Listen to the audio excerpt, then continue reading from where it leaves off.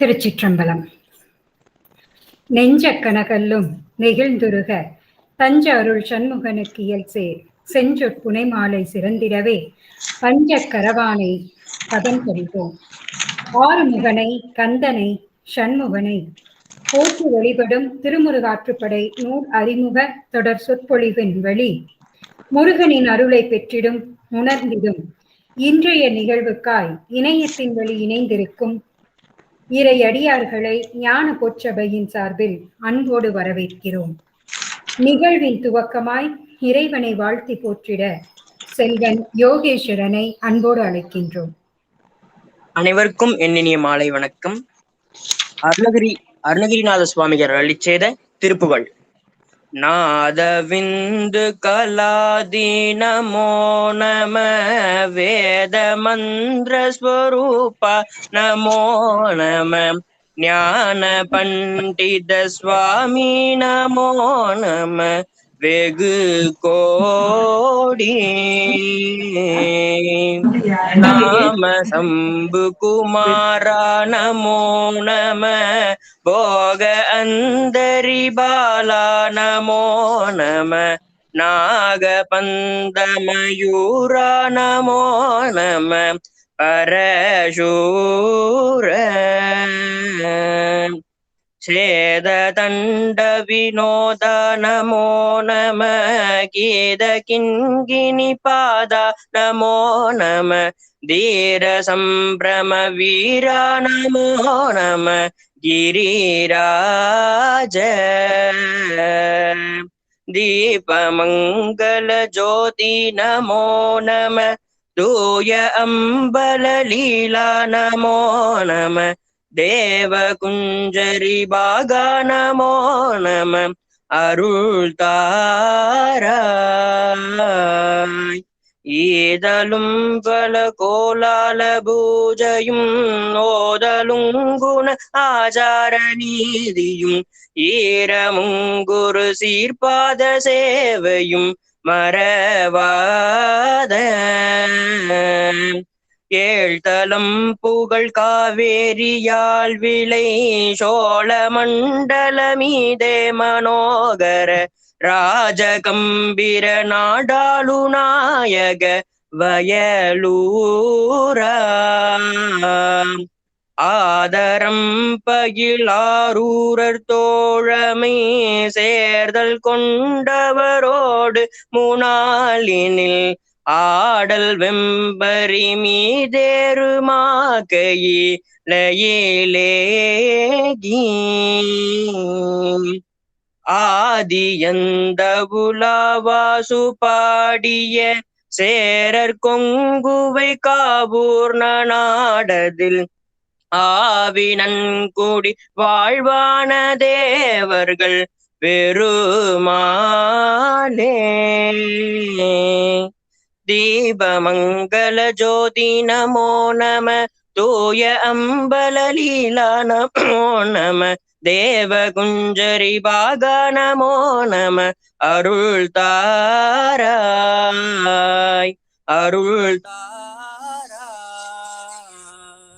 திருச்சிற்றம்பலம். வெற்றிவேல் முருகனுக்கு அரோகரா.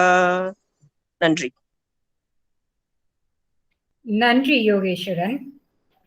10 பாட்டு நூல்களுள் முதலாவதாய் கடவுள் வாழ்த்து பாடலாய் கருதி போற்றப்படக்கூடிய திருமுருகாற்றுப்படை உணர்த்தும் அறுவடை வீடுகள் வழி முருகனின் பெருமைகளை நமக்கெல்லாம் எடுத்துரைத்திட நம்மோடு இன்று இணைந்திருக்கும் சிறப்பு விருந்தினர் சைவ சித்தாந்த பேராசிரியை மதுரை மெய்கண்டார் அருள்நெறி மன்றத்தின் இயக்குனர் திருமதி சசிப்பிரியா பழனிக்குமார் அம்மா அவர்களை ஞான பொற்சபையின் சார்பிலும் இறை அடியார்களின் சார்பிலும் வருக வருக என்று இருகரம் கூப்பி அன்போடு வரவேற்கின்றோம்.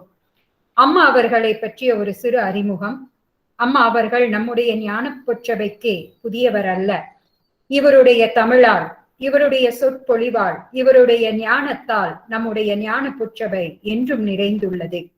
இவருடைய அறிமுகத்தின் பேரில் பல அடியவர்களினுடைய ஞானம் நம் ஞான பொற்சபையிலே அரங்கேறியுள்ளது, நமக்கெல்லாம் கிடைத்துள்ளது. இவர் சித்தாந்த சரபம் ஆனந்தராசன் ஐயா அவர்களின் மாணவி என்று பகிர்வதில் மிக பெருமை கொள்கிறோம். நாம் மட்டுமல்ல, அம்மா அவர்களும் தான். மதுரையில் மெய்கண்டார் அருள்நெறி மன்றத்தின் இயக்குனராயிருந்து பல செயற்கரிய ஆன்மீக நிகழ்வுகளை நிகழ்த்தி வருகிறார். திருவாவடுதுறை ஆதீன மதுரை மையத்தில் சைவ சித்தாந்த பேராசிரியையார் சித்தாந்த கருத்துக்களை அடியார்களுக்கு எடுத்துரைத்து அடியவர்களின் உள்ளத்திலே சித்தாந்த கருத்துக்களை விதைத்து வருகிறார். திருக்கைலைமணி, சித்தாந்த நன்மணி, சித்தாந்த நெறி சீராளர் என்னும் சிறப்புக்குரிய பட்டங்களை பெற்ற நம் சிறப்பு விருந்தினர் அம்மா அவர்களை ஆறுமுகனும் ஆற்றுப்படை வீடும் என்ற தலைப்பில் சிறப்புரையாற்றுமாறு பணிவன்புடன் கேட்டுக்கொள்கிறோம். திருச்சிற்றம்பலம்.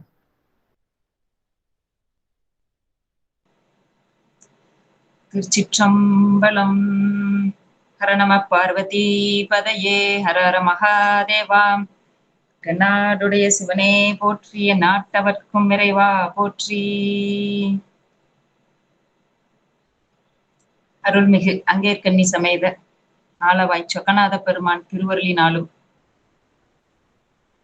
ஆசிரிய பெருமக்களுடைய குருவருளினாலும்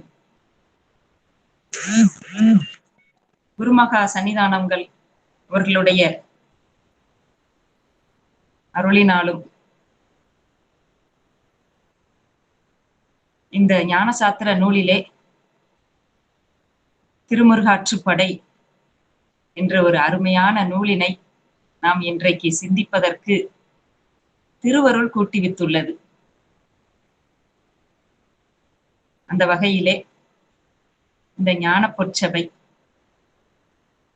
தலைவர்களும் அன்பர்களும் அவர்களுடைய பொற்பாதங்களையும் இன்றைக்கு இங்கு எழுந்தருளிற்கு கேட்டு மகிழ எழுந்தருளிற்கும் அன்பர் பெருமக்களின் திருவடிகளையும் மனமொழி மெய்களாலே வணங்கி இந்த சிந்தனைக்கு நாம் செல்லலாம். இன்றைக்கு ஒரு அருமையான நாள். உங்களுக்கு தெரியும், ஆனி மகம், மணிவாசகப் பெருமானுடைய குரு பூஜை தினம். இந்த குரு பூஜை தினங்களை தொடர்ந்து கொண்டாடி கொண்டு வருகின்ற இந்த ஞான பொற்சபை அவர்களுடைய அன்பும் ஆர்வமும் இந்த குரு பூஜை தினத்தை கொண்டாடுவதில் நாம் வியந்து பார்க்கின்றோம். ஏனென்றால் மணிவாசக பெருமானுடைய குரு பூஜையினை சென்ற மகத்தன்றே அதை கொண்டாடி நிறைவுற்று இருக்கிறார்கள் என்று சொன்னால் அவர்களுடைய ஆர்வம் தான் காரணமாக இருக்க வேண்டும். மணிவாசக பெருமானுடைய வரலாறு எல்லோருக்கும் அறிந்ததுதான். திருவாசகத்தினுடைய பெருமையும் அனைவரும் அறிந்ததுதான். இதனை சொல்லுகின்ற பொழுது, மணிவாசக பெருமானை சொல்லுகின்ற பொழுது துரைமங்கலம் சிவப்பிரகாசர் சொல்லுவார், அடியார்கள் செயற்கரிய செயலை செய்து எம்பெருமானுடைய திருவடியை அடைந்த அடியார்கள் என செய்வதற்கே அரிதான செயல்களை, அதனாலதான் அவர்களை தொகுத்து வைத்திருக்கின்றார்கள் 63 என்று. எம்பெருமான் தொகுத்தது சுந்தரமூர்த்தி சுவாமிகளினுடைய திருத்தொண்ட தொகை என்ற அந்த தொகை நூலின் மூலமாக. என்றால் அவர்களைப் போல அந்த செயலை யாராலும் செய்ய முடியாது. அந்த அளவிற்கு அவர்கள் செய்துள்ளார்கள். மூர்த்தி நாயனார் மாதிரி சந்தனம் அரைக்க முடியுமா? முருகநாயனார் மாதிரி பூ பறிக்க முடியுமா? ருத்ர பசுபதி நாயனார் மாதிரி 5 எழுத்தை உச்சரிக்க முடியுமா என்று நாம வியந்து பார்க்கத்தான் முடியும். அவர்கள் காட்டி சென்றுள்ளார்கள். அத்தனை பேரும் செயற்கரிய செயல்களை செய்திருந்தாலும் நினைப்பதற்கரிய செயலை செய்து எம்பெருமான் மணிவாசக பெருமானை ஆட்கொண்டார் என்று அவர் காட்டுகின்றார் 4வர் 4 மணி மாலையிலே. நினைப்பதற்கரிய செயல். எம்பெருமான் அவருக்கு குருவாக எழுந்தருளி காட்சி கொடுத்து, திருவடி தீக்கை கொடுத்து, ஸ்பரிச தீக்கை கொடுத்து, நயன தீக்கை கொடுத்து, ஆட்கொண்டதோடு மட்டுமல்லாது 4 வகை தீக்கைகளும் கொடுத்து, திருவாசகத்தை பாடச் செய்து, அதோடு மட்டுமல்லாமல் அவருக்காக இங்கே மதுரை மண்ணை சுமந்து பிறம்படிப்பட்டு, இதெல்லாம் நினைத்தற்கரிய செயலாக இருக்கின்றது. அப்படி வந்து ஆட்கொண்ட வள்ளலாக திருப்பெருந்துறையிலிருந்து எழுந்தருளி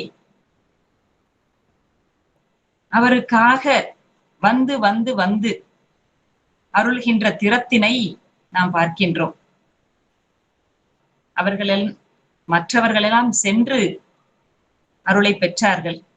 இவருக்கு வந்து அருள் கிடைத்தது.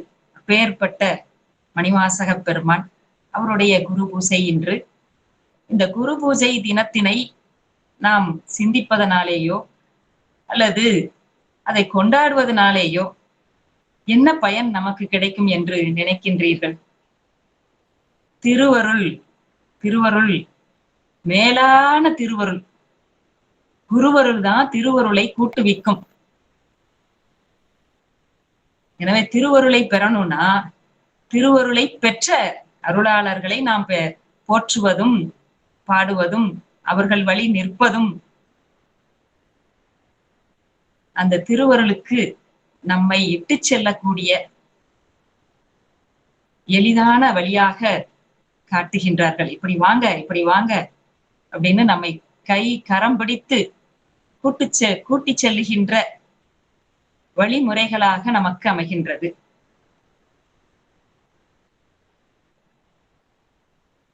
அந்த வகையிலே நமக்கு 12 திருமுறைகள், 27 ஆசிரியர் பெருந்தைகள் அருளாளர்களினால் அருளச் செய்யப்பட்டு அப்படியே அமுத சுரபி போல கையிலே கொடுக்கப்பட்டிருக்கின்றது.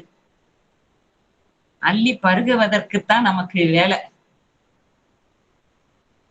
வேலனை வணங்குவதே வேலை. முருகப்பெருமானின் திறத்தினை திருமுறைகளும் புராணங்களும் பிற நூல்களும் நமக்கு பகர்கின்றது.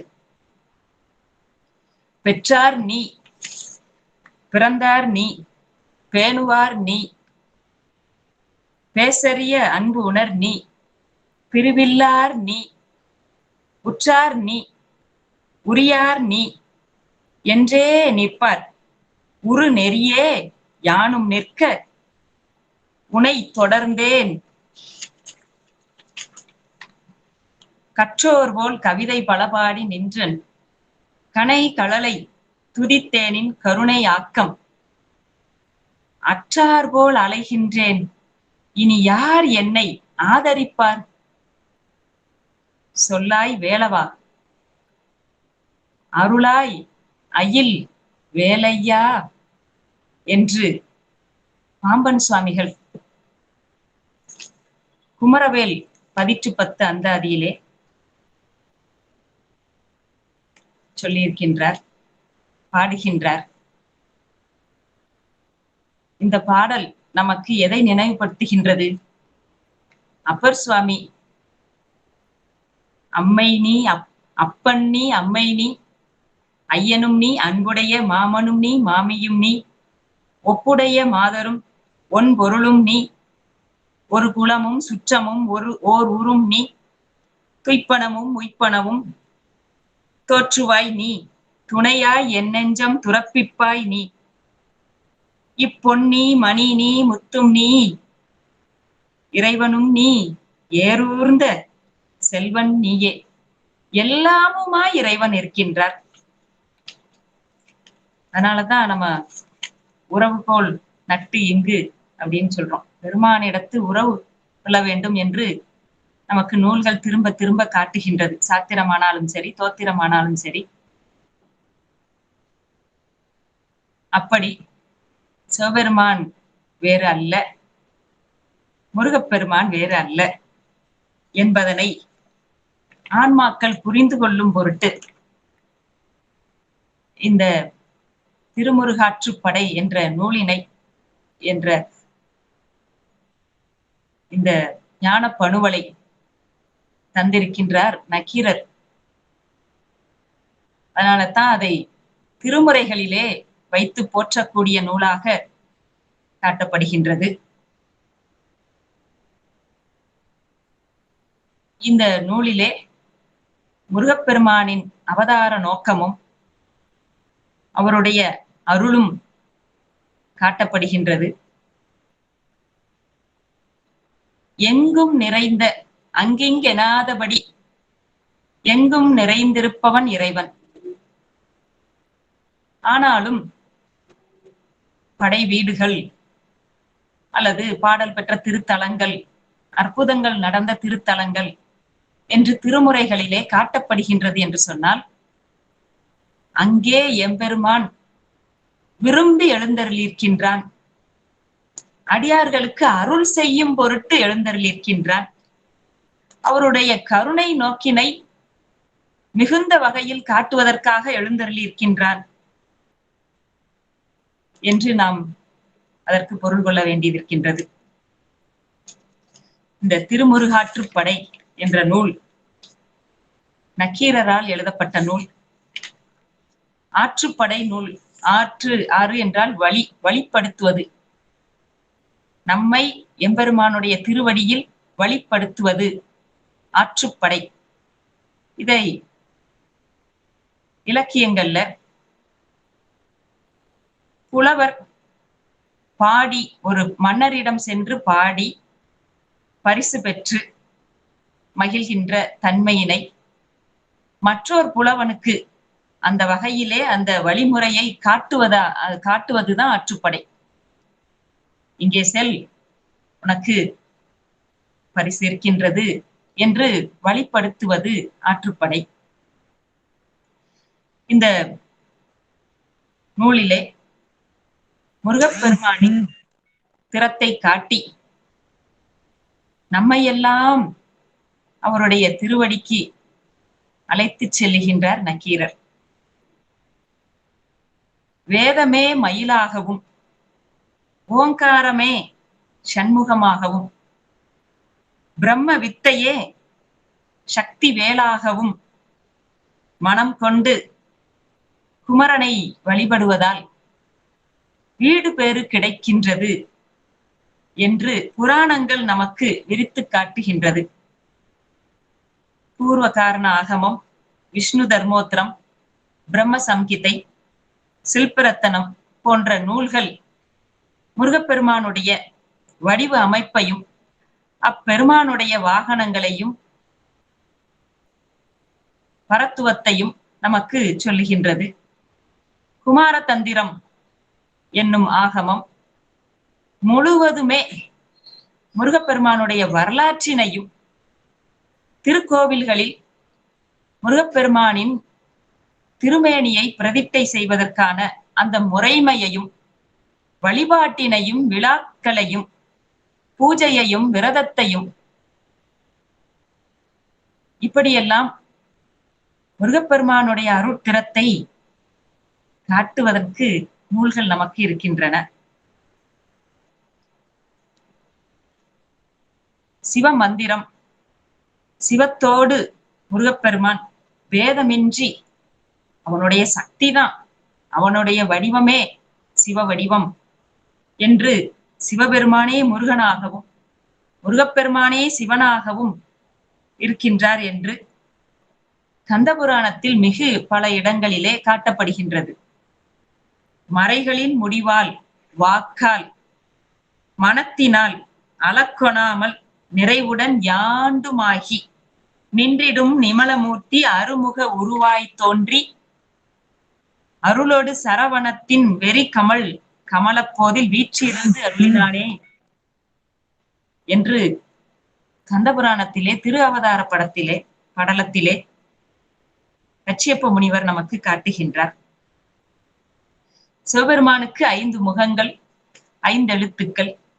முருகப்பெருமானுக்கு 6 முகங்கள், 6 எழுத்துக்கள். ஈசானம், தத்புருஷம், அகோரம், வாமதேவம், சத்யோஜாதம் என்று 5 முகங்களோடு அதோ முகமும் கூடி சிவபெருமானே ஆறுமுகப் பெருமானாக முருகப்பெருமானாக வந்தார் என்று அருளாளர்கள் நமக்கு சொல்லுகின்றார்கள். ஈசானம் என்பது ஆளும் தன்மையை உடையது. தத்புருஷம் என்பது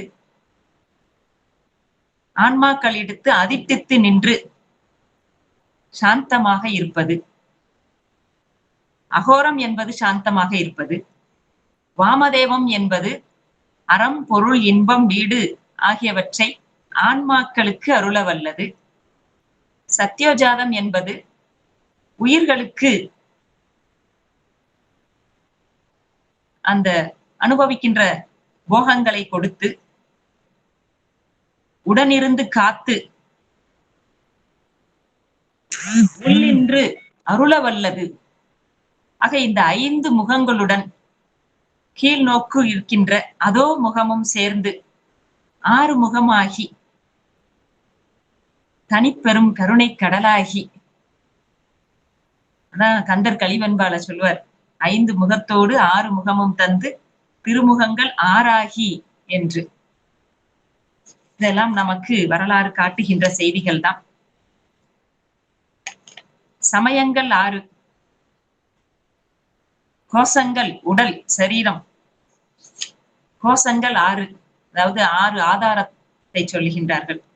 ஆதார கமலங்கள் 6, அத்துவாக்கள் 6, சாத்திரங்கள் 6, சமம், தமம், விடல், சகித்தல், சமாதானம், சிரத்தை என வேதாந்த ஞான சாதனங்கள் 6. சகலமும் 6ஆக இருக்கின்றது. முருகப்பெருமானின் முகமும் 6ஆக இருக்கின்றது. அதனாலதான் அருணகிரிநாதர் பாடுகின்ற பொழுது ஓரெழுத்தில் 6 எழுத்தை ஓதுவித்த பெருமானே என்று பாடுகின்றார். இந்த ஆற்றுப்படை முருகனிடத்து ஆற்றுப்படுத்துவதாக நாம் பார்த்தோம். முருகாற்றுப்படை என்பதற்கு வீடு பெறுவதற்கு பக்குவமுடைய ஒருவனை, வீடு பெற்ற ஏற்கனவே முக்தி பேரினை அடைந்த ஒரு அருளாளர் நமக்கு முருகனிடத்தே ஆற்றுப்படுத்துவது என்று கூறலாம். இது முக்தி நிலையை கூறுவதாக அமைந்திருக்கின்றது. பொதுவாக ஆற்றுப்படையில அந்த இலக்கணத்தை சொல்லுகின்ற பொழுது ஒருவனை வழிப்படுத்துபவன், வழிப்படுத்தப்படும் அந்த இரவலன், வழிப்படுத்தப்படும் அந்த இரவலன், அந்த இரவலனுக்கு பொருள் தரும் தலைவன். அதாவது யார வழிப்படுத்துகின்றோமோ அவன் இருக்கணும், வழிப்படுத்துவதற்கு ஒருத்தர் இருக்கணும், நமக்கு பயனை கொடுக்கக்கூடிய தலைவன் ஒருத்தர் இருக்கணும். இந்த 3 பேரும் இருக்கணும். ஆனா இந்த திருமுருகாற்றுப்படையில தலைவன் அந்த 3 பேருடைய புகழையும் பாடியிருப்பதுதான் ஆற்றுப்படை. அது இலக்கியங்கள் காட்டுகின்ற ஆற்றுப்படையில் இவ்வாறு இருக்கின்றது. ஆனா இந்த திருமுருகாற்றுப்படையில தலைவனுடைய பெருமையை மட்டுமே, தலைவனுடைய நிலையை மட்டுமே காட்டுவதாக அமைந்திருக்கின்றது. அதுதான் இந்த நூலினுடைய சிறப்பு. அதனாலதான் முருகாற்றுப்படைய திருமுருகாற்றுப்படை என்று விசேடித்தார்கள். திருவாசகத்துல, சிவபுராணத்துல சொல்லிய பாட்டின் பொருளுணர்ந்து சொல்லுவார் செல்வர் சிவபுரத்தின் உள்ளார் சிவனடிக்கு பல்லோரும் ஏற்ற பணிந்து என்று கூறப்படுகின்றது. சொல்லிய பாட்டின் பொருளுணர்ந்து சொல்லுவார். இந்த திருமுருகாற்றுப்படையில சொல்லி இருக்கக்கூடிய பொருளை நாம பார்த்தோமேயானால் மிகவும் எளிமையானதாக அந்த பொருளை உணர்ந்து கொண்டோமேயானால் எப்படி சைவ அன்பர்களுக்கு சிவபுராணம் பாராயணமாக வைத்திருக்கிறார்களோ அதே போல முருகப்பெருமானுடைய அடிமை அவன் அடியையே போற்றுபவர்களுக்கு இந்த திருமுருகாற்றுப்படை ஒரு பாராயண நூல். எப்படி சாத்திரத்திலே போற்றிப்பகருடைய பாராயண நூலாக இருக்கின்றதோ அதுபோல இது பாராயணத்துக்கு உண்டான நூல். அப்போ இந்த நக்கீரருடைய நூல் என்பதனாலேயே இது சங்க இலக்கிய நடையிலே அமைந்திருக்கின்ற நூல். அதனால கொஞ்சம் படிப்பதற்கு சிரமமாகத்தான் இருக்கும். ஆனா பொருள் என்று பார்த்தோமேயானால் ரொம்ப எளிமையாக இருக்கின்றது, விரும்பி படிக்க கூடிய வகையிலே இருக்கின்றது. அத ஒரு சுருக்கமாக ஒரு ஹிண்ட் அப்படி பார்த்தோமேயானால், திருமுருகாற்றுப்படையில என்ன இருக்கு அப்படின்னு நம்ம ஒரு ஹிண்டா அப்படி எல்லாம் சொல்லணும் அப்படின்னா, 6 படை வீடுகள், முருகப்பெருமான் எழுந்தருளி இருக்கக்கூடிய 6 படை வீடுகள், அதற்கான வரலாறுகள், முருகப்பெருமானுடைய சிறப்புகள். அத சுருக்கமா நம்ம எப்படி சொல்லலாம் அப்படின்னா, திருப்பரங்குன்றத்துல முருகப்பெருமானுடைய திருமேனி சிறப்பு சொல்லப்பட்டிருக்கின்றது. இந்த 6 படை வீடுகளையும் பாடியிருக்கின்றார். அதுல திருப்பரங்குன்றத்துல முருகப்பெருமானுடைய திருமேனி சிறப்பு பாதாதி கேசமாக சொல்லப்பட்டிருக்கின்றது. திருச்செந்தூர் பாடல்கள்ல பெருமானுடைய 6 முகங்களும் 12 கரங்களும் காட்டுகின்ற தத்துவ விளக்கங்கள். ஆவினன்குடியில திரு ஆவினன்குடியிலும் அந்த பழனிமலையினுடைய சிறப்பையும், திரு ஏரகத்துல ஆவினன்குடியில அந்த பழனிமலைக்கான வரலாற்றையும் காட்டுகின்றார். திரு ஏரகத்துல அடியார்களுடைய சிறப்பை காட்டுகின்றார். குன்றுதோராடல் திருத்தணி என்று தனியாக காட்டாமல் குன்றுதோராடல் என்று சிறப்பித்து காட்டி, அதிலே முருகப்பெருமானுடைய அவரை வழிபடுகின்ற முறைமையையும் பழமுதிர்ச்சோலையும் அதையேதான் சொல்றார். வேலனுடைய வழிபாட்டினையும் முருகப்பெருமான் தோன்றுகின்ற இடங்களையும் காட்டி நிறைவு செய்திருக்கின்றார். இவ்வளவுதான். திருப்பரங்குன்றத்துல திருமேனி சிறப்பு, திருச்செந்தூர்ல அவனுடைய வடிவத்துக்கான தத்துவ விளக்கங்கள், அப்புறம் வழிபாடு, அந்த அடியார்களுடைய சிறப்பு. இப்படி நாம மனதிலே வைத்துக்கொண்டு பார்த்தோமேயானால் ரொம்ப எளிமையாக, அதே சமயத்துல ரொம்ப என்ன சொல்றது, அவ்வளோ இன்பமாக இருக்கின்றது. ஒவ்வொன்றையும் காட்டுகின்ற பொழுது முருகப்பெருமானே நேரில் வந்து உரைப்பது போல நமக்கு ஒரு இன்பம் பயக்கும் நூலாக நமக்கு அமைந்திருக்கின்றது. நக்கீரருடைய வரலாறு இந்த எந்த தருணத்தில் இந்த பாடல் எழுதப்பட்டிருக்கின்றது என்று பார்த்தோமேயானால், நக்கீரர் சிவபெருமானுடைய சாபத்தினால் அந்த சாபத்தை நீக்கும் பொருட்டு சிவபூஜை செய்ய விளைகின்றார். காசி முதலாய வட மாநிலங்களில் உள்ள தலங்களை எல்லாம் தரிசித்துக் கொண்டு இங்கே இந்த சரவண பொய்கையிலே வந்து, திருப்பரங்குன்றத்திலே இருக்கக்கூடிய அந்த சரவண பொய்கையிலே வந்து அவர் மூழ்கி அந்த ஆற்றங்கரையிலே சிவபூஜை செய்ய விளைகின்றார். அப்பொழுது அந்த ஒரு தலைத்த ஆலமரத்தடியில் அமர்ந்து தியானித்திருக்கின்றார். அது சமயம் அந்த ஆலமரத்தின் என்று ஒரு இலை பாதி நீரிலும் பாதி நிலத்திலுமாக விழுகின்றது. அந்த நீரில் விழுந்த பாகம் மீனாகவும், அந்த தரையில் விழுந்த பாகம் பறவையாகவும் அப்படி இழுத்து கொண்டிருக்கின்றது. இதனை கண்ட அதிசயமற்ற நக்கீரர் தன்னுடைய தியான நிலை தவறி அதை பார்க்கின்றார். அந்த தியான நிலை தவறியதனாலேயே அங்கே ஒரு கற்கிமுகி என்கின்ற ஒரு பூதம் வருகின்றது. அது ஏற்கனவே அந்த குகையிலே 999 பேரை அடைத்து வைத்திருக்கின்றது. 1000 பேர் வருகின்ற பொழுது அவர்களை உண்பதாக அது கொள்கை கொண்டிருக்கின்றது. இவருடைய தியானம் கலைந்திருக்கின்ற நிலையிலே இந்த முனிவரையும் கொண்டு போய் அந்த சிறையில் படுத்தி விடுகின்றது. படுத்திவிட்டு கற்கிமுகி நீராடச் சென்று அது செல்வதற்காக போகின்றது. ஆக அந்த குகையில் இருக்கக்கூடியவர்கள் அனைவரும் இவரை பார்த்தவுடனே உங்களால்தான் நாங்களும் எல்லாரும் அந்த பூதத்திற்கு உணவாக போகின்றோம், நீங்கள் வராமல் இருந்திருந்தால் 999 பேர் மட்டும் இருந்திருப்போம் அப்படின்னு அவர்கள் ரொம்ப வருத்தத்தோடு சொல்லுகின்றார்கள்.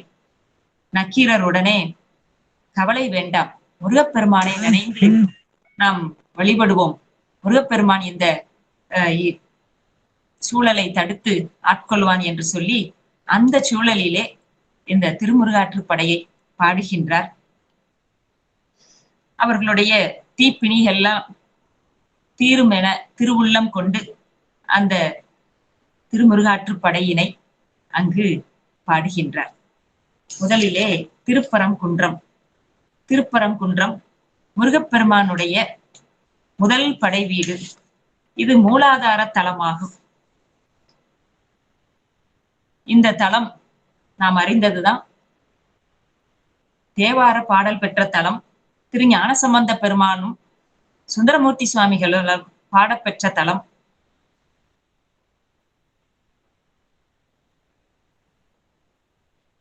திருப்பரங்குன்றத்திலே கடம்ப மரத்தடியிலே முருகப்பெருமான் வீற்றிருக்கின்றார் என்று கூறப்படுகின்றது. இந்த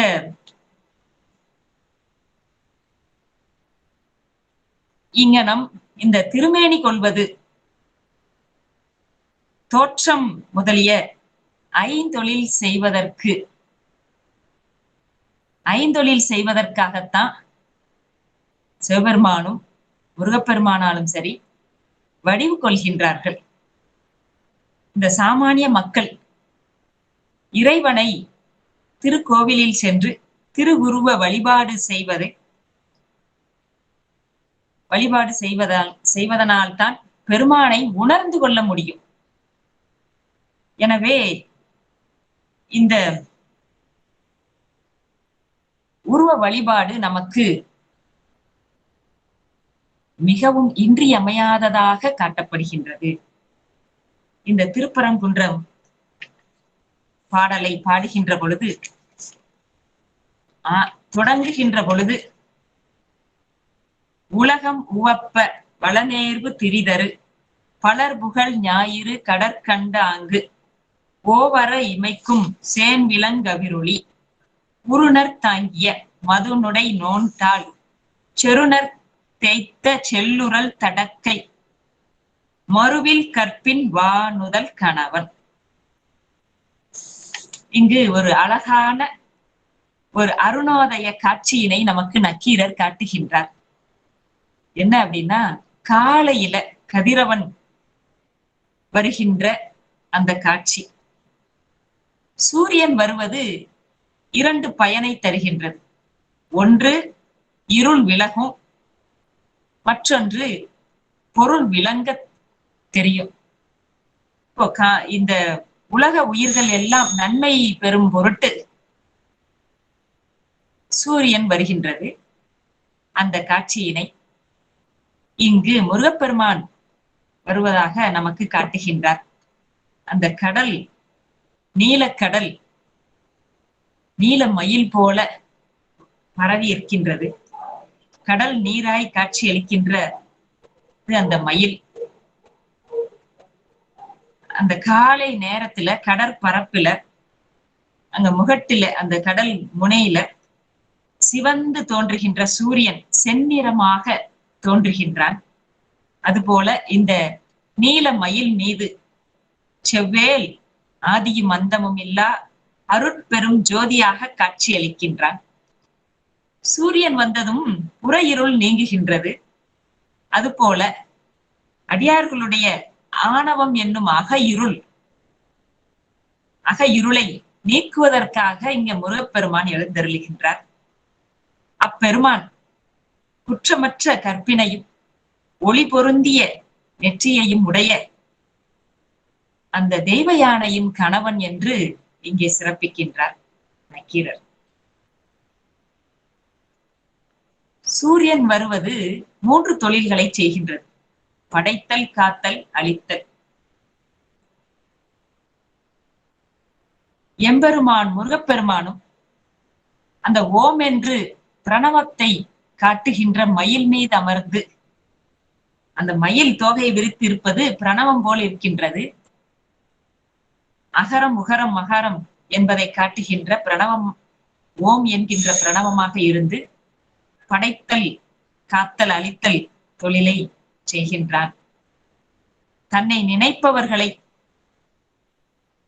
அவர்களுடைய அக இருளை அகற்றுகின்றான். முருகப்பெருமானுடைய திருவடி, இங்க முதல்ல நமக்கு திருவடியை காட்டுகின்றார் நக்கீரர். அவனுடைய அருணோதய காட்சியில முருகப்பெருமானை காட்டி திருவடியை சொல்லுகின்றார். நோன் தாள் செம்மலர் நோன்தாள் சேரலொட்டா மெய்கண்டார் சொல்லுகின்றார். இந்த நோன்தாள் என்பது ஆன்மாக்களை தாங்குகின்ற தாள்.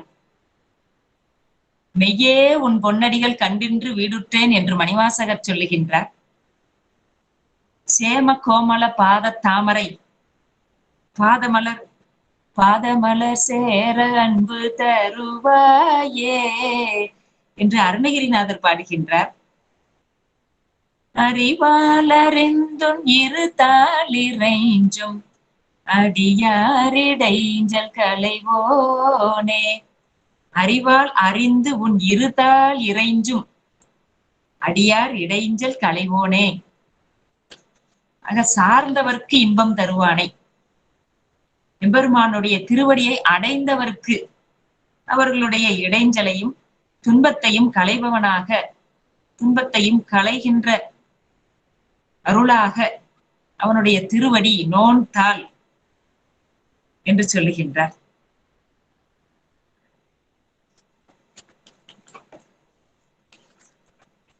அப்படியே திருவடியை காட்டி அடுத்ததாக திருக்கரத்தை சொல்லுகின்றார். சேக்கிலார் பெருமான் கூறுவது போல பவமதனை அறமாற்றும் பாங்கினில் ஓங்கிய ஞானம் என்று சொல்லுவார். அந்த ஞானம் திருவடி ஞானம். இருத்தால் இறைஞ்சும் அடியார்களின் இடர்களை நீக்கும் முருகப்பெருமான் அவனுடைய திருவடியே வீடு பேறு. வேத முடிவிலே விளங்கக்கூடிய அந்த திருவடிகள் முருகப்பெருமானுடைய திருவடிகள். குமரகுருபரர் கந்தர் கலிவெண்பாவுல சொல்றார், யான் எனது என்ற அந்த யான் எனது என்கின்றார் என்பது அற்ற இடம். யான் எனது என்ற அற்ற இடமே திருவடி. ஆக திருவடியை அடையணும்னா யான் எனது என்கின்ற அகப்பற்றும் புறப்பற்றும் நீங்க வேண்டும். அப்பேற்பட்ட அந்த திருவடி ஐந்தொழிலை ஆற்றுகின்ற திருவடியாக இங்கே நோன் தாள் என்று சொல்லப்படுகின்றது. அதனாலதான் அந்த திருவடியை முதலில் வைத்து பாடுகின்றார். அடுத்த வரியில முருகப்பெருமானுடைய திருக்கரங்களின் சிறப்பை நமக்கு கூறுகின்றார். செருணர் தேய்ந்த செல்லுரல் தடக்கை. இங்க செருணர் என்பது அழிக்கத்தக்கவரை குறி. அவருடைய தடக்கை அவுணர்களை அழிக்கத்தக்கது, ஆணவத்தை அழிக்கத்தக்கது. ஆக மனிதர்களாலும் அசுரர்களாலும் தேவர்களாலும் இன்னல் இயற்றுபவர்கள் இருக்கத்தான் செய்கிறார்கள். இந்த அசுரர்களையும் அவர்களால் வருகின்ற துன்பத்தையும் இறைவனுடைய திருவருள் ஒன்றுதான் நீக்கக்கூடியதாக இருக்கின்றது.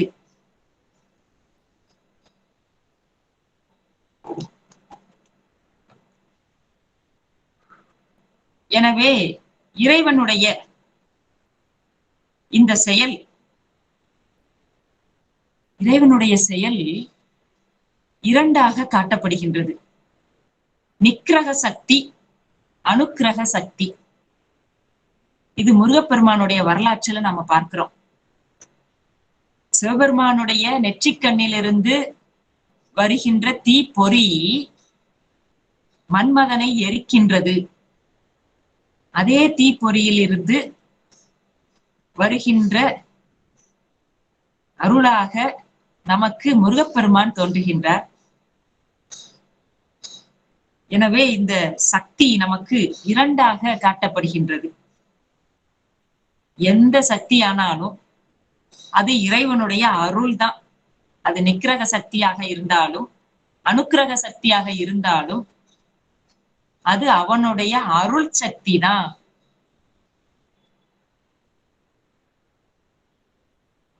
மேகம் இங்க ஒரு உவமையை சொல்லுகின்றார். மேகம் உயிர்கள் வாழ வளம் பெறும் மழையை தருகின்றது. அந்த மழை வருவதற்கு முன்பாக இடியையும் கொண்டு வந்து உயிர்களுக்கு இன்னலை தருவதாக இருக்கின்றது. ஆக முருகப்பெருமானுடைய கைகள் எப்படி இருக்கின்றதா? பெரிய இடியை போல இருக்கின்றது. அப்படி இடியை போல இருந்து கொண்டு பகைவரை அழிக்கும் தன்மையதாக இருக்கின்றது. அதற்கு பின்பு அருளாக மழையாக பொழிகின்றது. அது மண்ணுயிர்களை காப்பதற்கும் அந்த அழித்தவர்கள் அவனால் அழியப்பட்டவர்களுக்கும் அருளை கொடுப்பதற்காகவும் இருக்கின்றது. யாரையும் அழிக்கல. நம்ம சைவ சமயம் காட்டுகின்ற ஒரு பொருள் அதுதான். அவர்களை அடக்கிதான் வைத்திருப்பார். இங்கு இடி என்று சொன்னது அந்த விரைவு கருதி, விரைவாக அவன் வந்து அருள்வான் என்பது கருதி இடி என்று சொன்னார். உருணர் தாங்குகிறது தாள், செருணர் தேய்கின்றது தடக்கை. அவருடைய கை பகைவரை வீழ்த்துகின்றது. அவருடைய நோன் தாள் அன்பர்களை தாங்குகின்றது.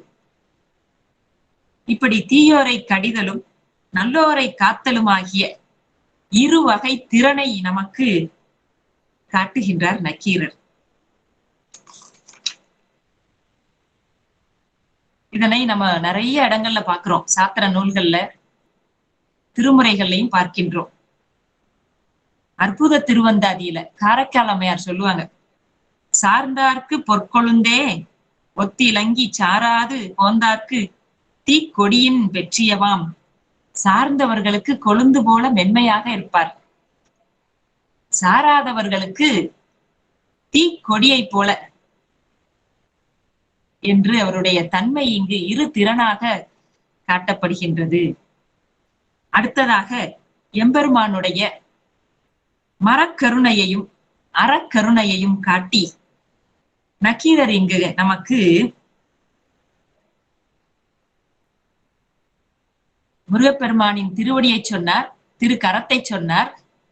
அவருடைய சக்தியை சொல்லுகின்ற பொழுது முதலில் தெய்வானையை காட்டுகின்றார், தெய்வானை அம்மையை காட்டுகின்றார்.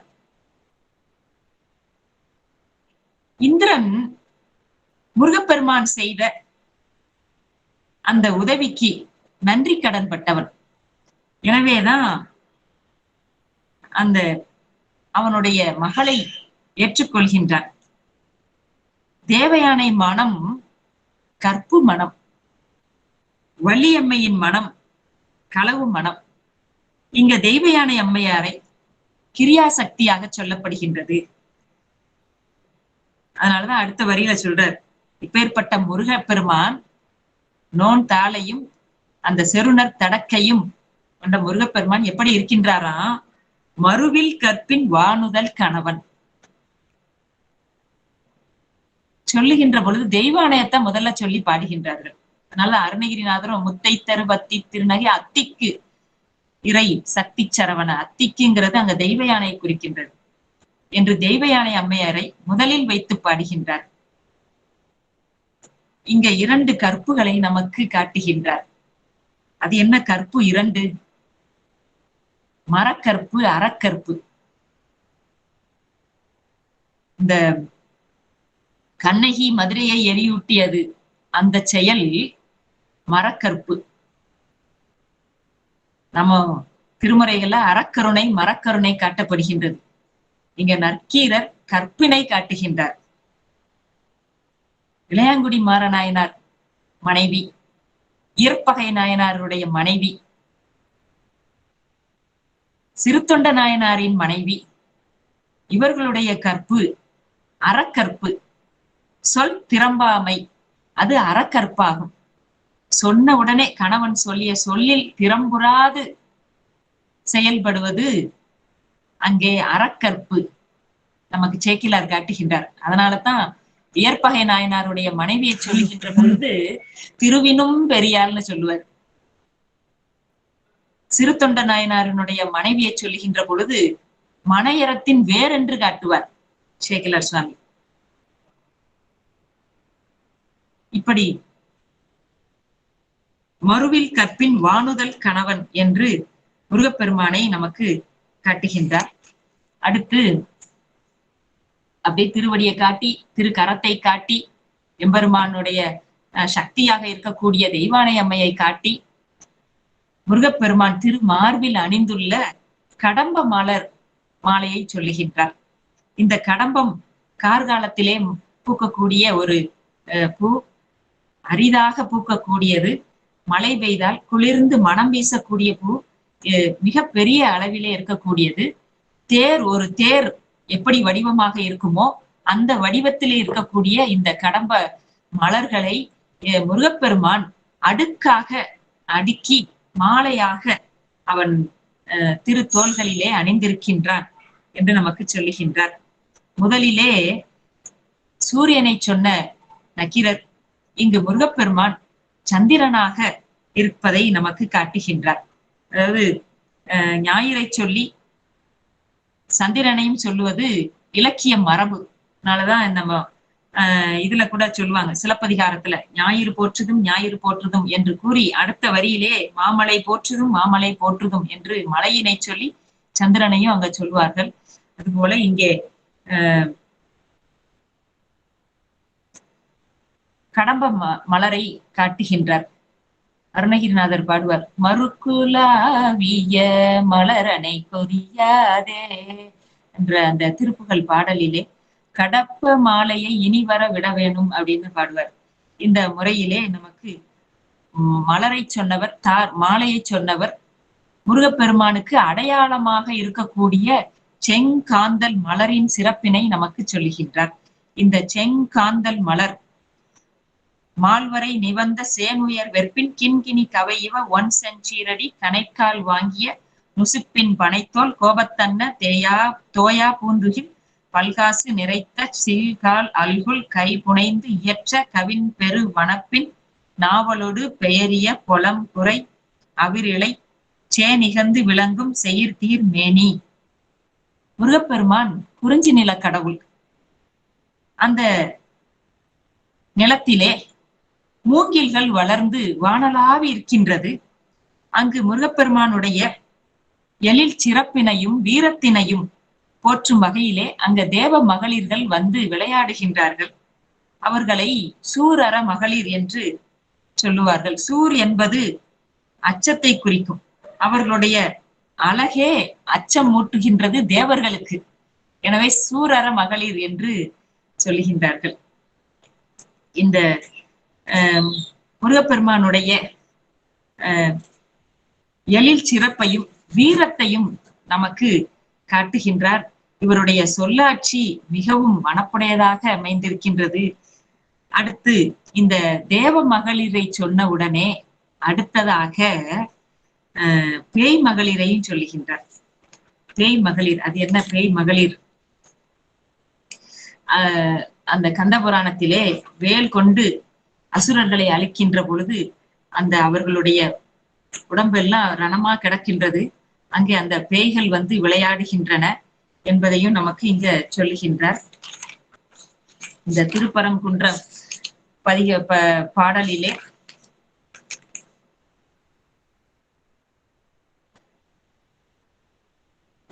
கோழிக்கொடி முருகப்பெருமானுடைய கொடியையும் வெற்றியை உடையவன் என்பதற்காக அதை காட்டுகின்ற அந்த தன்மையினும், அதாவது முதலிலே முருகப்பெருமானுக்கு கடப்பந்தார் கூறப்பட்டது. பின்பு முருகவேலுக்கு அடையாளமாக இருக்கக்கூடிய கோழி கொடியை அங்க சொல்லுகின்றார். இப்பேற்பட்ட முருகப்பெருமான் செங்காந்தல் மலர்களை உடைய சென்னியை உடையவதாக இருக்கின்றான். அவன் அடியும் இந்த கடம்பந்தார் மாலையும் காந்தல் சென்னியும் எடுத்து கூறிய நக்கீரர் அந்த மென்மையை இதுவரைக்கும் மென்மையா சொல்லிட்டு வந்தார். கடம்ப மலர் என்ன, அவர் மார்பில இருக்கக்கூடிய பூணூல் என்ன, செங்காந்தல் மலர் என்ன, தெய்வானை அம்மை என்ன, இப்படி மென்மையாக சொல்லிக் கொண்டே வந்தார். இங்க ஒரு வன்மை காட்சியினை நமக்கு காட்டுகின்றார். அததான் அந்த பேய் மகள்னு சொன்னோம் இல்லையா, அந்த பேய் மகளை காட்டுகின்றார். பார்முதிர் பனிக்கடல் கலங்க உள் புக்கு சூர் முதல் கடிந்த சுடரிலை நெடுவேல் உலகறிய கதுப்பின் பிறல் பல் பேழ்வாய் சுழல்விழி பசுங்கன் சூர்த்த நோக்கின் கலல்கண் கூகையொடு கடும் பாம்பு தூங்க பெருமுளை அழைக்கும் காதின் பிணர்மோட்டு உருகெழு செலவின் அஞ்சுவர் பேய்மகள். இந்த சூரனும் அவுணரும் வீழ்ந்த அந்த போர்க்களத்துல இருக்கக்கூடிய பேய்கள் அந்த நிலத்தை உண்டு ஆடுகின்றதாம். அந்த பேய் எல்லாம் ஆடுகின்றதாம். இப்படி ஒரு போர் காட்சியினை நமக்கு காட்டுகின்றார். அந்த போர்க்களத்திலே விழுந்து கிடக்கின்ற உடம்புகளையும் அங்கங்களையும் அந்த பேய்கள் உண்டு கழித்து ஆடுகின்ற அந்த வரலாற்றினை இங்க நமக்கு சொல்கின்றார். திருப்புகளிலே நமக்கு பாடுகின்ற அருணகிரிநாதர் சொல்லுகின்ற பொழுது, அவுணர் உரத்து உதி குளத்தில் குதித்து குளித்து கழித்து குடித்து வெற்றி களத்தில் பெருக்கி கழுதாட வேல் தொட்ட காவலனே என்று அவர் சொல்வார். இப்படி நமக்கு கந்த புராணத்துல சூரனை பாவமே பயிலும் சூரபத்மன் என்று சொல்லுகின்றது. அவன் மட்டுமல்ல, அவனுடைய குலத்தையே அழிக்கணும். அப்போ முருகப்பெருமானுடைய கையில் இருக்கக்கூடிய வேல் தான், அந்த ஞான சக்தியை உடைய வேல் தான் அந்த அசுரர்கள் காட்டக்கூடிய அந்த மாயா சக்தியினை அழிக்கும் ஆற்றல் கொண்டதாக இருக்கின்றது. செவ்வேல் செங்கை வேல் வென்றி வேல் கொன்று சூர் கொன்றவேல் அப்படின்னு நம்ம அருணகிரிநாதர் திருப்புகள்ல தான் நிறைய இடங்கள்ல நம்ம பார்க்கின்றோம். அடுத்து இரு பேர் உருவின் ஒரு பேர் யாக்கை அறுவேறு வகையின் அஞ்சு வர மண்டி அவுணர் நல் வளம் அடங்க கவிழ் இணர் மாமுதல் தடிந்து மறுவில் கொற்றத்து எய்யா நல்லிசை செவ்வேல் சேயை. இந்த சூரபத்மனுடைய அந்த சூரன் பன்மன் என்று இருவராக இருந்த வரலாற்றினை நமக்கு காட்டுகின்றார். இரு பேர் உருவின் ஒரு பேர் யாக்கை. சூரனும் பத்மனும் அழிந்த பின்பு வேலும் கோழியுமாக உமக்கு ஊர்தியாக நாங்க இருக்கணும் அப்படின்னு வேண்டி அந்த பதத்தை பெற்றார்கள். முற்பிறவியில இருவராய் வாழ்ந்து சூரன் அந்த ஒருத்தனாக இந்த பிறவியில வந்து முருகப்பெருமானை எதிர்கொண்டான் என்று அதைத்தான் இங்க இரு பேர் உருவின் ஒரு பேர் யாக்கை அப்படின்னா அந்த வரலாறை நமக்கு கந்தபுராண வரலாறை இங்க நக்கீரர் நமக்கு காட்டுகின்றார். முருகப்பெருமானுடைய வீரத்தையும் வேலினுடைய சிறப்பையும் அந்த சூரசம்ஹாரத்தையும் காட்டி இதையெல்லாம் காட்டுகின்றார். யாருக்கு? இப்படி வரிசையாக பெருமானுடைய தாள் நோன் தாள் தாங்குகின்ற தாளாக இருக்கின்றது. அவருடைய கரம் பகைவரை அழிக்கக்கூடியதாக இருக்கின்றது. அவருடைய மார்பிலே கடம்ப மாலையை அணிந்திருக்கின்றார், செங்காந்தல் மலரை அணிந்திருக்கின்றார், வெற்றி கொடியை சேவலை கொடியாக கொண்டிருக்கின்றார். இப்படியெல்லாம் வரிசையாக காட்டிக்கொண்டு இங்க முருகப்பெருமானுடைய வீரத்தையும் வேலினுடைய சிறப்பையும் ஒரு புலவருக்கு சொல்லி ஆற்றுப்படுத்துகின்றார். சேவடி படரும் செம்மல் உள்ளமோடு நலம் புரி கொள்கை புலம் புரிந்து உரையும். இப்படி ஒரு புலவருக்கு காட்டி செலவு நீ நயந்தனை ஆயின் பலவுடன் நன்னர் நெஞ்சத்து இன்னிசை வாய்ப்ப இன்னே பெருதினி முன்னிய வினையே அப்படின்னு இங்க நலம்புரி கொள்கையுடன் முருகப்பெருமானை அடைந்தால் நமக்கு நலம் என்று நினைந்து வருகின்ற புலவருக்கு இந்த சிறப்பை எல்லாம் காட்டுகின்றார். ஏன்னா ஆற்றுப்படை தானே நம்ம இப்ப பார்க்கிறோம். அப்போ அந்த அருளாளர்கள் அதைத்தான் நமக்கு காட்டுகின்றார்கள். இறைவனை அடைகின்ற வழியை காட்டுகின்றார்கள். எம்பெருமானுடைய திருவடியை சென்று சேர்வதற்கான வழியை காட்டுகின்றார்கள். புண்ணியா உன்னடிக்கே போதுகின்றேன் பூம்புகளூர் மேவிய புண்ணியனே என்று பாடி திருவடியை சென்று அடைந்த அப்பர் சுவாமி நாம் பார்க்கின்றோம்.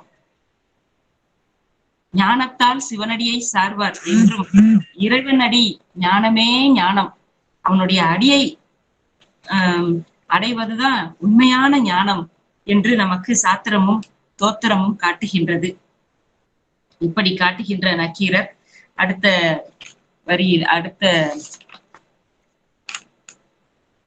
வரிகளிலே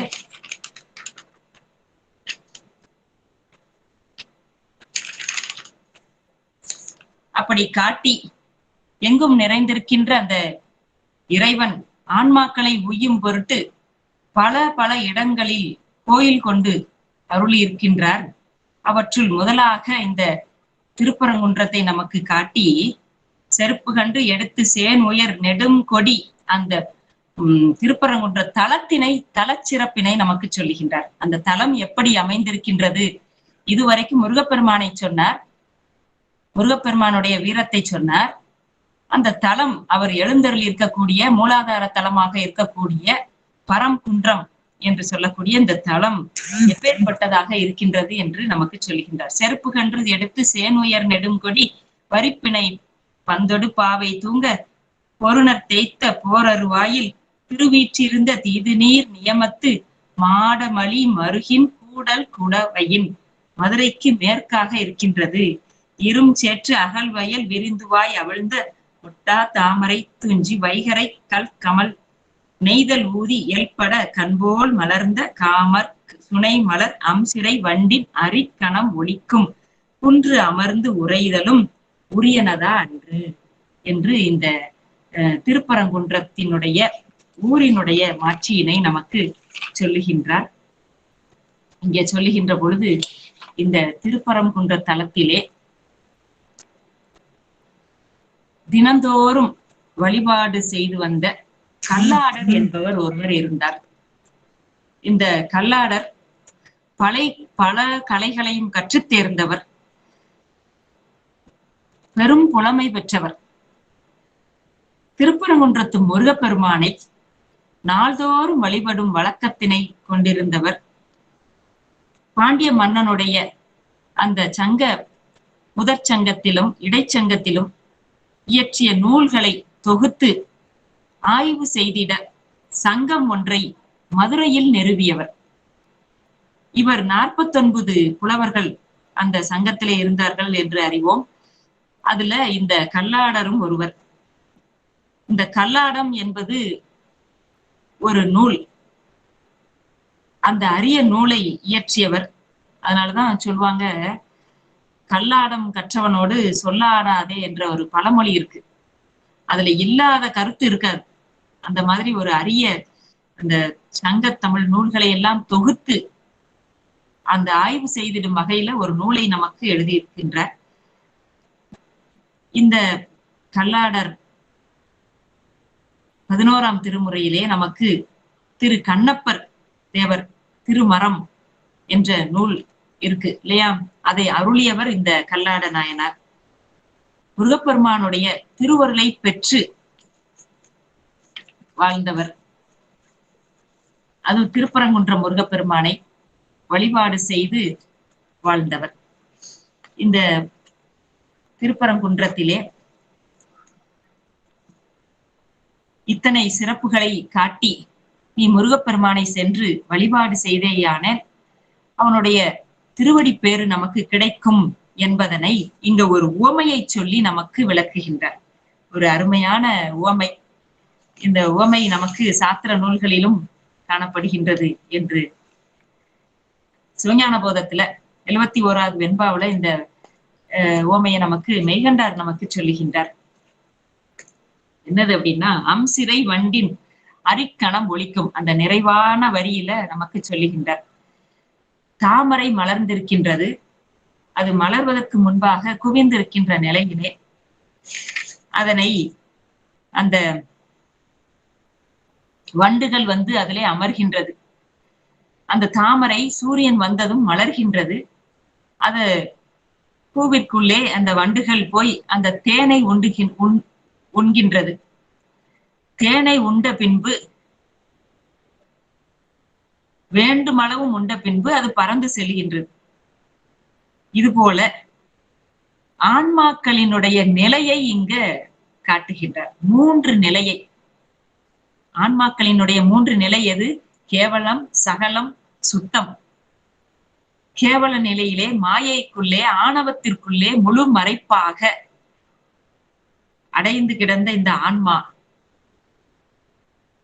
கொஞ்சம் தனு கரண புவனம் போகம் இதெல்லாம் கிடைத்த பிறகு அதனை அனுபவிக்கின்றது. அதனை அனுபவித்து அதிலிருந்து நீங்கி பெருமானுடைய திருவடியை அடைகின்றது. நினைந்தோறும் காண்தோறும் பேசுந்தோறும் எப்போதும் ஆனந்த தேன் செய்யும் சொரியும். அந்த மணிவாசகர் பாடுவாரே, திணைத்தனை உள்ளதோர் பூவினில் தேன் உண்ணாதே, நினைந்தோறும் காண்தோறும் பேசுந்தோறும் எப்போதும் அனைத்து எலும்பு உள்நெக ஆனந்த தேன் சொரியும் உணிப்பு உடையானுக்கே சென்று ஊதாய் கோத்தும்பி. அதுல எவ்வளவு தேன் இருந்துரும்? திணைத்தனை தான் இருக்கும்.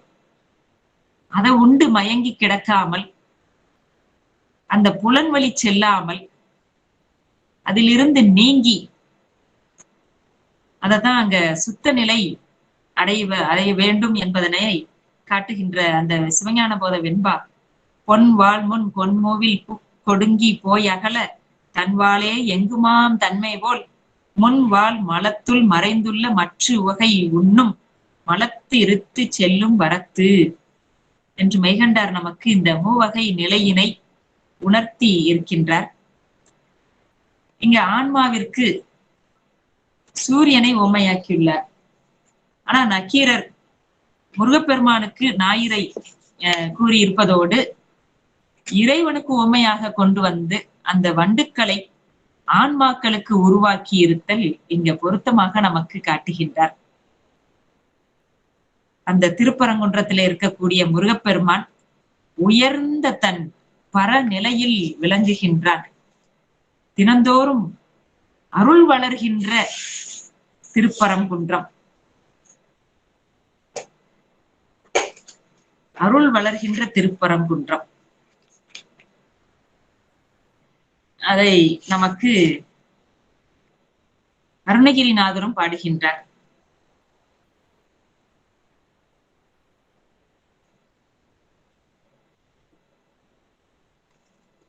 நிறைவாக குன்று அமர்ந்து உரைதலும் உரியனதா அன்று என்று நிறைவு செய்கின்றார். அடுத்ததாக திருச்செந்தூர் தலத்திற்கு நம்மை இட்டு செல்லுகின்றார் நக்கீரர்.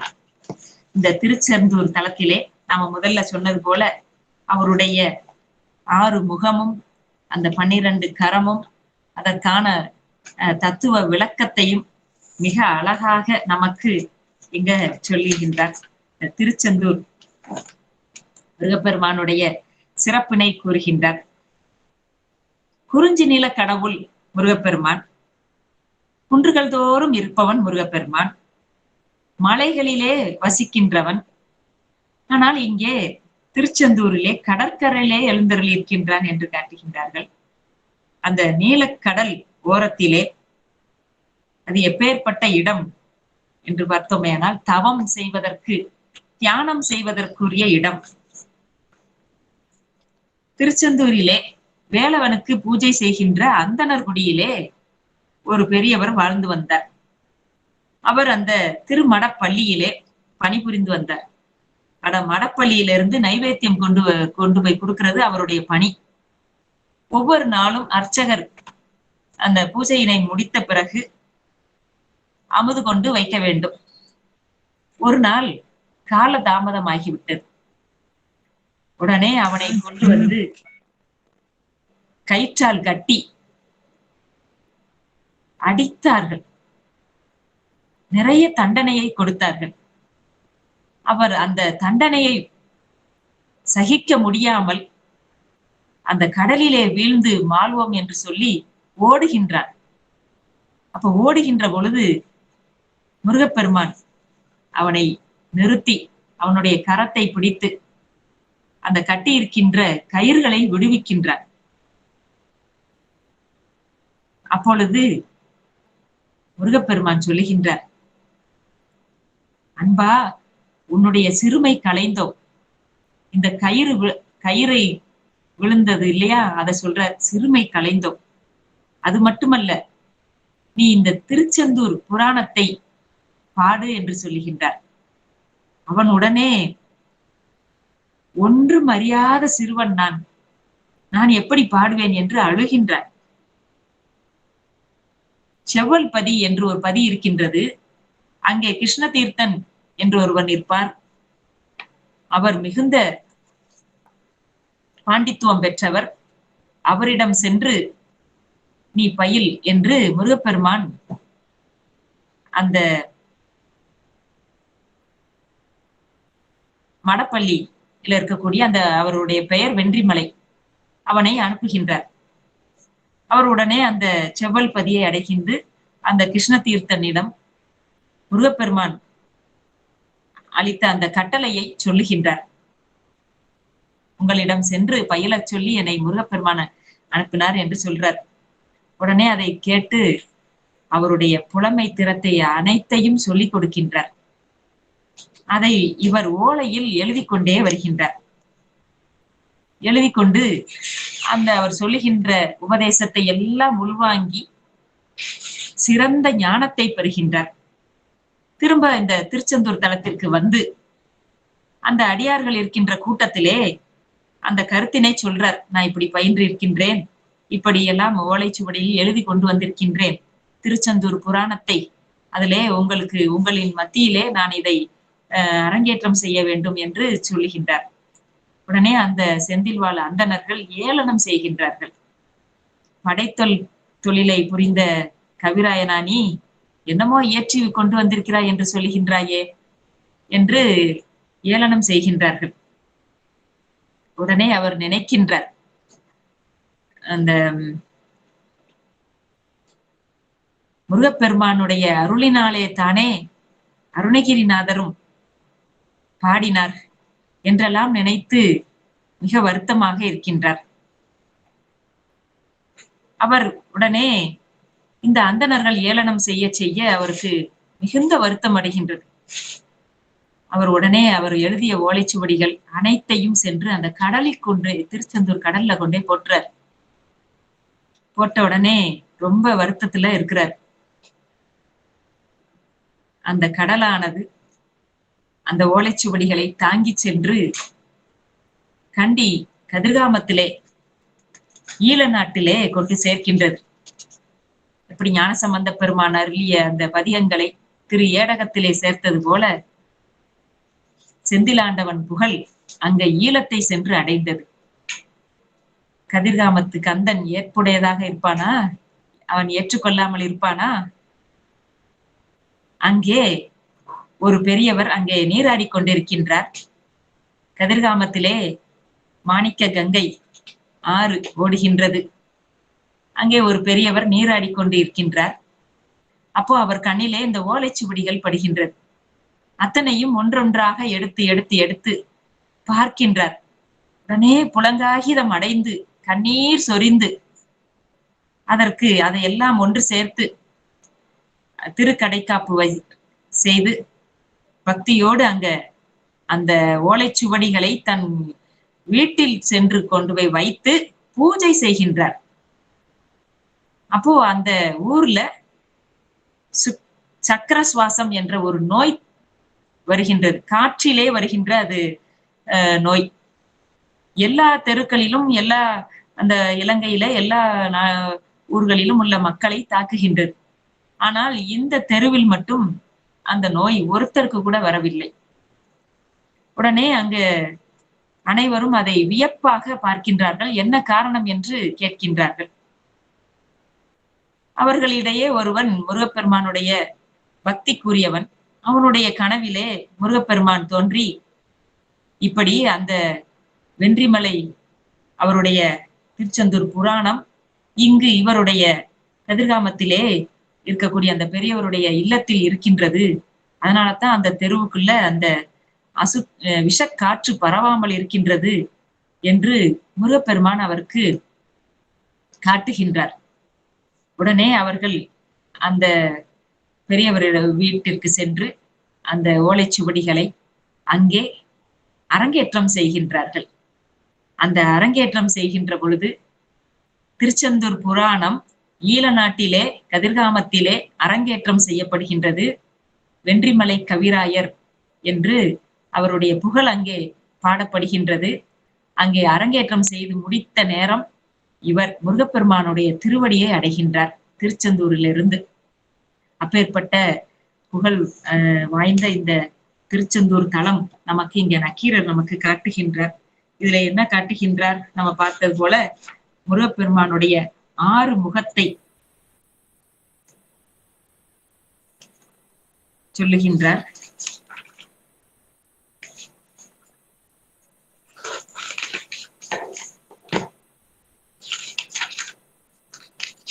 பாடல்ல பார்க்கலாம் நம்ம.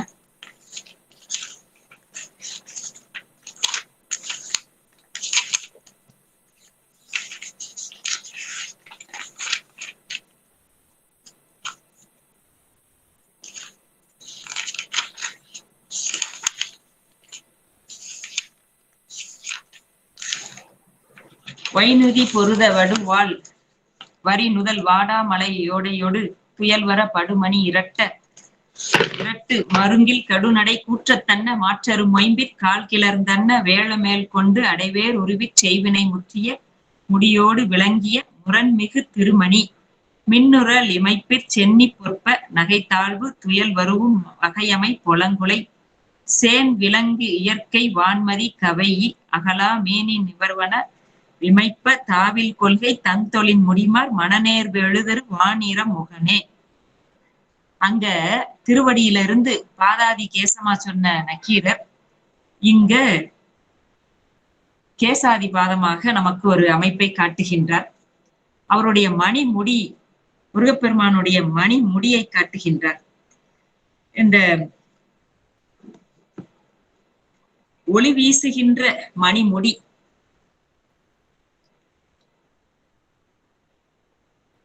முருகப்பெருமான் எப்பேற்பட்டவன்? பிரணவத்தின் உட்பொருளும் அவனை. அதனை வாகனமாக கொண்டு நடப்பவனும் அவன்தான். மயிலின் மீது அமர்ந்திருப்பது அந்த பிரணவத்துக்குள்ள அவன் இருப்பது போல ஒரு தோற்றம். அவன்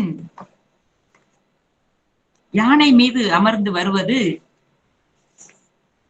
எல்லாவற்றையும் அடக்கி அதற்கு மேலான பரம்பொருளும் அவன்தான் என்று காட்டுவது அந்த பொருள். இங்க முருகப்பெருமானுக்கு திருச்செந்தூரிலே முருகப்பெருமான் ஏறி வரும் யானையின் அவருக்கு 3 வாகனம்.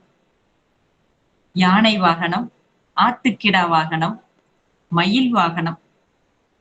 இப்படி திருப்பரங்குன்றத்துல தொடக்கத்துல முருகப்பெருமான் நீலமயில் மீது அமர்ந்திருக்கும் கோலக்காட்சியை உணர்த்தினார். இங்கு பிணிமுகம் என்ற யானை மீது எழுந்தருளக்கூடிய வெற்றிமையை நமக்கு சொல்லுகின்றார். இரண்டுமே அந்த பிரணவ தத்துவத்தை தான் காட்டுகின்றது. எது? மயிலும் யானையும் பிரணவ தத்துவத்தை தான் நமக்கு காட்டுகின்றது. அதுலதான் இந்த பொருள் வருகின்றது. பிரணவம் என்பது இப்போ யானை வரும் முன்பு ஓசை வரும் பின்புன்னு சொல்லுவாங்க. ஆக இந்த ஓசை என்பது விந்து தத்துவம். நாதம் என்பது ஒளி. ஒளி முதல் வரும், ஓசை 2வது வரும்.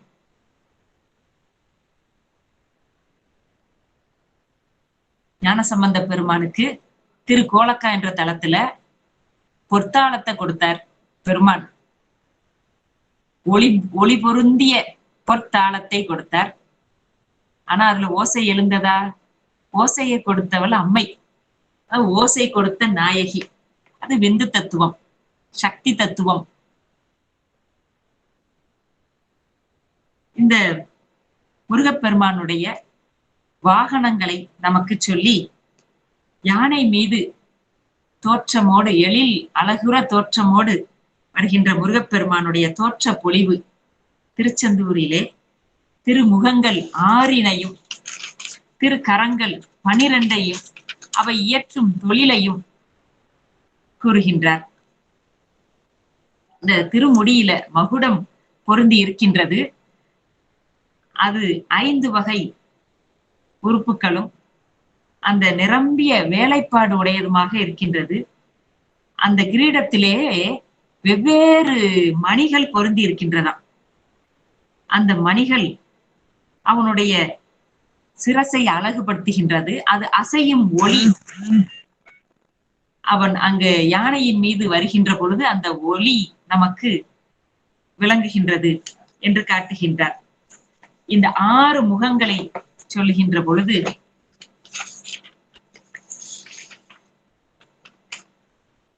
மாயிரின் ஞாலமன்றி மறுவின்றி விளங்க பல்கதிர் விரிந்தன ஒரு முகம். ஒரு முகம் மார்வளர் ஏத்த அமர்ந்தினிது ஒழுகி காதலின் வந்து வரம் கொடுத்தன்றே ஒரு முகம். மந்திர விதியின் மரபுலி வளா அந்தனர் வேள்வியோர்க்குமே ஒரு முகம். எஞ்சிய பொருள்களை ஏமுற நாடி திங்கள் போல திசை விளங்குமே ஒரு முகம். செருணர் தேய்த்த செல் சமம் உருக்கி கருவுகள் நெஞ்சமோடு களமேட்ட அன்றே ஒரு முகம்.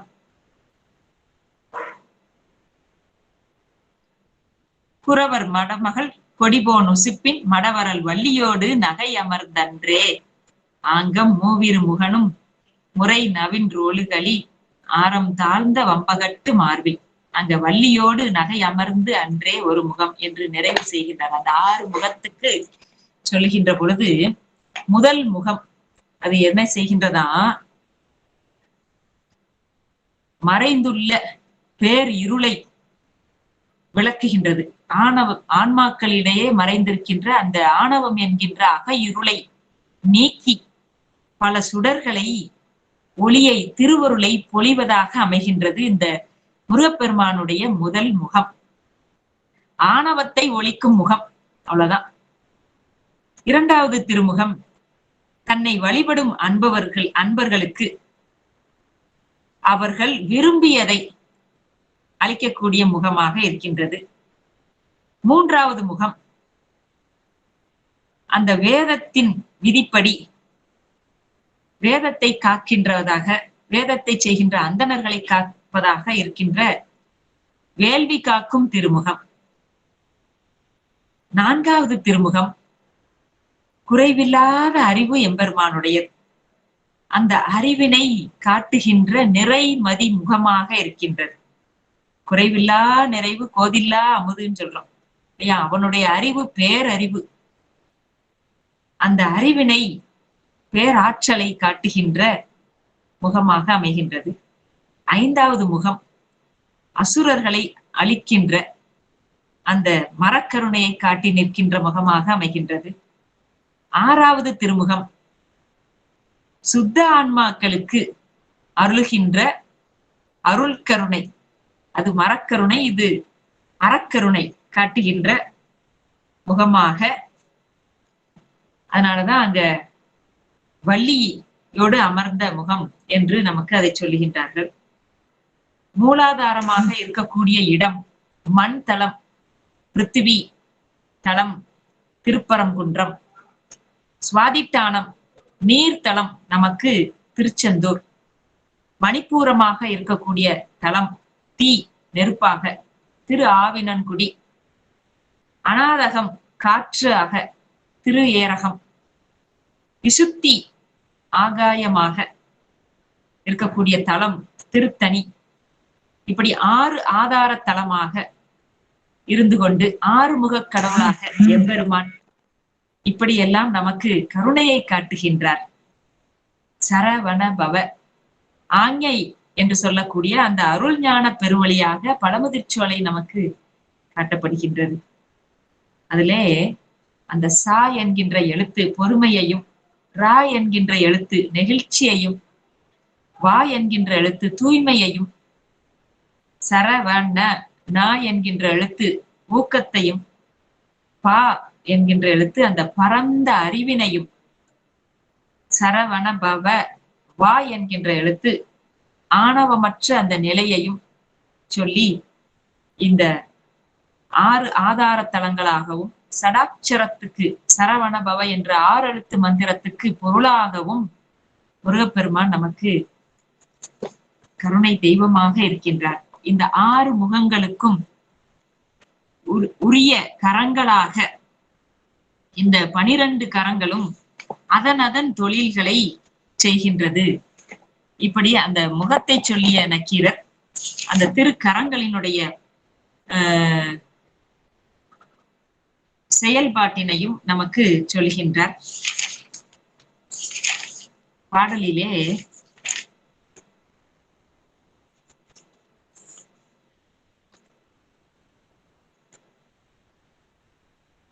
வள்ளி அமர்ந்து மூவிரு முகனும் முறைநவின் ரோலிகளி நாரம் தாழ்ந்த வம்பகட்டு மார்பிற் செம்பொறி வாங்கிய மொயம்பிற் சுடர் விடுபு வன் புகழ் நிறைந்து வசிந்து வாங்கு நிமிர்தோல் விண் செலன் மரபினையற்கு ஏந்தியது ஒருகை உக்கம் சேர்த்தியது ஒருகை நலம் பெரு கலிங்கத்து குரங்கின் மிசை அசையது ஒருகை அங்குசம் கடாவ ஒருகை இருகை ஐயிரு வட்டமோடு எகுவளம் திரிப்ப ஒருகை மார்பொடு விளங்க ஒருகை தாரொடு புளிய ஒருகை கீழ் வீழ் தொடியடு மீமிசை கொற்ப ஒருகை பாடின் படுமணி இரட்ட ஒருகை நீ நிற விசும்பின் மலித்துளி பொலிய ஒருகை வானர மகளிர்க்கு வதுவை சூட்ட வாங்க பன்னிரு கையும் பார்ப்பட இயற்றி அந்தர பள்ளியம் கரங்க தின்கால் வயிறெழுந்து இசைப்ப வால் வளை நரள உரந்தலை கொண்ட உருமிடி முரசமொடு பல் பொறி மங்கை வெல் கொடி அகவ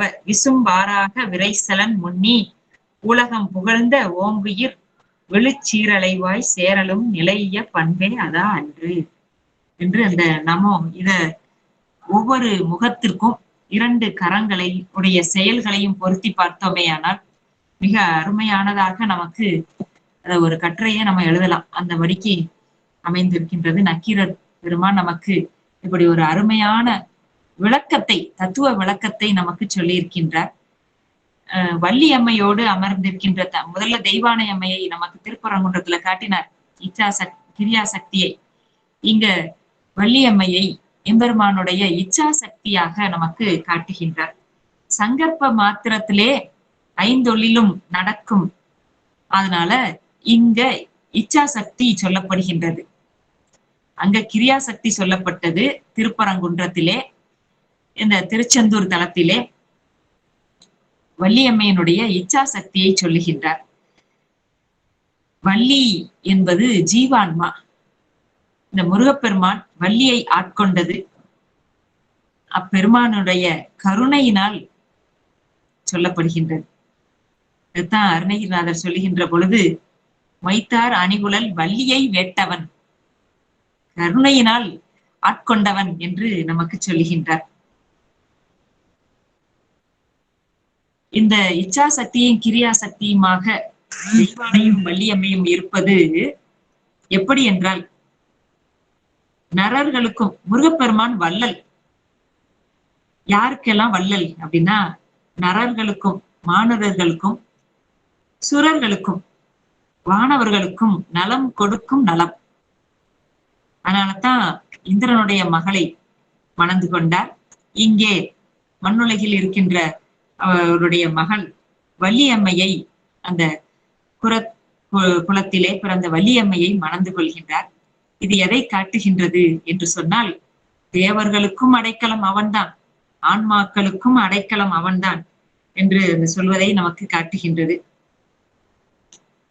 இப்படியாக இந்த திருச்செந்தூர் தலத்திலே நமக்கு 6 முகத்தினுடைய சிறப்பையும் அருணகிரிநாதர் பாடுகின்ற பொழுது, ஏறுமயில் ஏறி விலை ஆடு முகம் ஒன்று, ஈஸ்வருடன் ஞானமொழி பேசும் முகம் ஒன்று, கூறும் அடியார்கள் வினை தீர்க்கும் முகம் ஒன்று, குன்றுருவ வேல் வாங்கி நின்ற முகம் ஒன்று, மாறுபடு சூரரை வதைத்த முகம் ஒன்று, வள்ளியை மனம் புணர வந்த முகம் ஒன்று என்று நமக்கு பாடி அருளியிருக்கின்றார். இந்த திருச்செந்தூர் தலத்திலே பகழிக்கூத்தர் என்ற மன்னர், அந்த பகழிக்கூத்தர்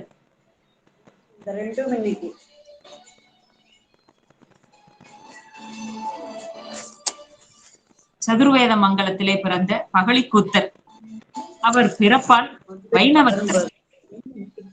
அந்த 16 ஆண்டுகளிலே 16 வயசு வரைக்கும் வைணவராக இருந்தவர், கலைகள் பல கற்றவர். அவருக்கு வயிற்று வலி வருகின்றது, தீராத வயிற்று வலி. அந்த வயிற்று வலி நீங்கணும் அப்படின்னா அவரும் பல முறைகளை செய்து பார்த்தார், முடியவில்லை. முடிவிலே முருகப்பெருமானை வணங்குவதுதான் இதற்கு மருந்து என்று சொல்லி திருச்செந்தூருக்கு வந்து முருகப்பெருமானை வணங்கி அந்த திருநீரை உண்டும் அணிந்தும் இருக்கின்றார். அந்த திருநீரை அணிந்த மாத்திரத்திலே அவருக்கு அந்த வயிற்று வலி நீங்குகின்றது. முருகப்பெருமானை சரணடைந்து திருச்செந்தூர் முருகப்பெருமானுக்கு பிள்ளைத்தமிழ் பாடுகின்றார். இந்த பிள்ளைத்தமிழை அங்கு அரங்கேற்ற வேண்டும் என்று நினைக்கின்றார். அந்த செந்தில் வாழ்கின்ற அந்தணர்கள் அவர்களுக்கு அந்த அரங்கேற்றம் செய்த பொழுது எந்த சிறப்பும் செய்யாமல் இருக்கின்றார்கள். உடனே முருகப்பெருமான் பார்க்கின்றார், இந்த பகழிக்கூத்தர் அந்த பிள்ளைத்தமிழை அரங்கேற்றம் செய்துவிட்டு அங்கிருக்கின்ற ஒரு தூண் பக்கத்துல படுத்து தூங்குகின்றார், அயர்ந்து தூங்குகின்றார். முருகப்பெருமான் இரவில் தன்னுடைய பதக்கத்தை, தன் மார்பில் அணிந்திருக்கக்கூடிய பதக்கத்தை இந்த பகழிக்கூத்தருக்கு அணிவிக்கின்றார். அது கூட அறியாது அவர் தூங்குகின்றார்.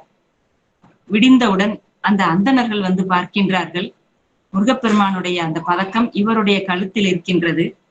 உடனே அவர்கள் முருகப்பெருமானுடைய கருணையை உணர்ந்து, பகழிக்கூத்தரினுடைய திறத்தை உணர்ந்து அவருக்கு சிறப்பு செய்கின்றார்கள். ஏற்பட்ட சிறப்புகள் அடியார்கள், முருகப்பெருமானுடைய அடியார்கள் அருள் புரிந்த அந்த வரலாறு நமக்கு சொல்லுகின்றது.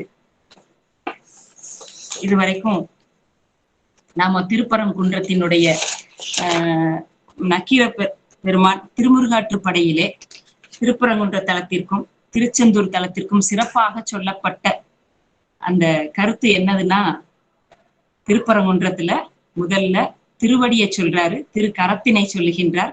அவருடைய திருமேனி சிறப்பினை காட்டி ஆன்மாக்கள் ஓய்வடைய வேண்டுவது முருகப்பெருமானுடைய திருவடி என்று காட்டி, திருச்செந்தூரிலே முருகப்பெருமானுடைய அந்த 6 முகத்திற்கான விளக்கத்தையும் 12 கரத்திற்கான தத்துவ விளக்கங்களையும் காட்டி அமைத்திருக்கின்றார்.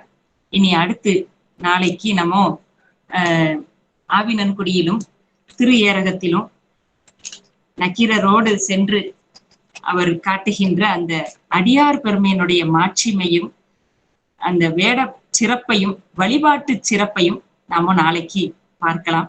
இதுவரைக்கும் மிக பொறுமையாக செவிமடுத்த அடியார் பெருமக்களுடைய திருவடிகளை வணங்கி நான் நிறைவு செய்கின்றேன் ஒரு பாடலோடு.